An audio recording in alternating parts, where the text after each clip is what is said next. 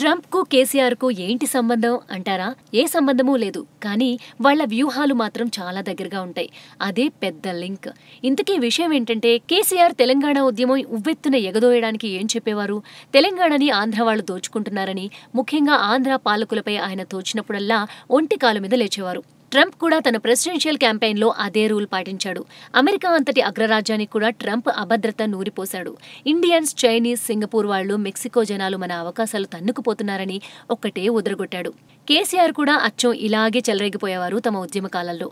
అలాగే ఆంధ్రుల పట్ల కేసీఆర్ విపరీత వ్యాఖ్యలు చాలా సందర్భాల్లో పెద్ద రచ్చకి కారణమయ్యేవి. డొనాల్డ్ ట్రంప్ ముస్లింల మీద, మెక్సికన్ల మీద చేసిన కామెంట్స్ కూడా అలాగే ఉంటాయి. ఆయన దానికి కాని దానికి అన్నిటికీ ముస్లింలే కారణమంటాడు అమెరికా 45వ అధ్యక్షుడు. కేసీఆర్ తెలంగాణ గురించి మాట్లాడింది, ట్రంప్ అమెరికా గురించి మాట్లాడింది అంతా తప్ప? అస్సలు కాదు. వాళ్ల వాదనలో నిజముంది. అందుకే కోట్లాది మంది ప్రత్యక్ష ఎన్నికల్లో వారి వెంట నిలిచారు. కేసీఆర్ కు రాష్ట్రాన్ని, ట్రంప్ కు అమెరికాన్ని అప్పచెప్పారు.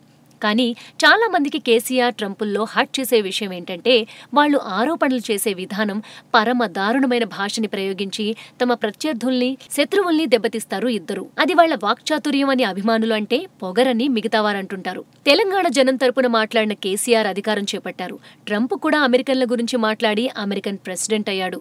కానీ కేసీఆర్ ఆంధ్ర వాళ్ళని వెళ్లగొట్టలేదు. హైదరాబాద్లో ఎవరి మీద దాడులు జరగలేదు. పైపిచ్చు ఆంధ్ర జనానికి కేసీఆరే ఇప్పుడు రక్షణగా ఉంటారంటున్నారు. ట్రంప్ కూడా స్వదేశంలోని ముస్లింలు భయపడొద్దనే చెప్తున్నాడు. కానీ విదేశాల నుంచి వచ్చే ముస్లింలకి మాత్రం చుక్కలు చూపించే ప్రయత్నం మొదలెట్టాడు. 7 దేశాల ముస్లింలని 90 రోజులు అగ్రరాజ్యాల్లోకి రానిచ్చేది లేదని ఆర్డర్ వేశాడు. అంతేకాదు, అమెరికాలోకి ఎంటర్ అయ్యే మిగతా దేశాల మహమ్మదీలకు కూడా తీవ్రమైన చెకింగ్లు తప్పకపోవచ్చు. పైగా ఇదంతా ట్రంప్ మార్క్ దూకుడులో ట్రైలర్ మాత్రమే అంటున్నారు వైట్ హౌస్ అధికారులు. ముందు ముందు ఇంకా కఠిన నిర్ణయాలు తీసుకుంటాడని చెప్పుకొస్తున్నారు. ఒక్కసారి మనం కేసీఆర్ తెలంగాణ సెక్రటేరియట్ లోకి ఎంటర్ అయిన తొలి రోజులు గుర్తు చేసుకుంటే మనకు ఇలాంటి ట్రంప్ మార్కు ఆర్డర్స్ చాలా గుర్తొస్తాయి. మరీ ముఖ్యంగా సమగ్ర కుటుంబ సర్వే పేరుతో ఆయన పెద్ద కలకలమే రేపారు. అలాగే విద్యార్థుల ఫీజు రియంబర్స్మెంట్ వివాదం కూడా చాలా రోజులు సాగింది. ఫలానా సంవత్సరం కంటే ముందు తెలంగాణకి వచ్చిన వారు అనర్హులు అంటూ కేసీఆర్ హుకుం జారీ చేశారు. తర్వాత ఆ సంగతి కోర్టు దాకా వెళ్లింది. ట్రంప్ ఆజ్ఞల్ని కూడా అమెరికన్ కోర్టులో ప్రశ్నిస్తున్నారు ఆయన వ్యతిరేకులు కొందరు.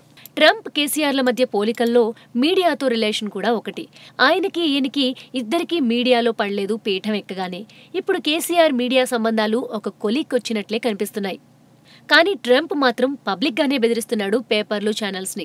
జర్నలిస్టులకి సిగ్గే లేదంటూ విరుచుకుపడుతున్నాడు.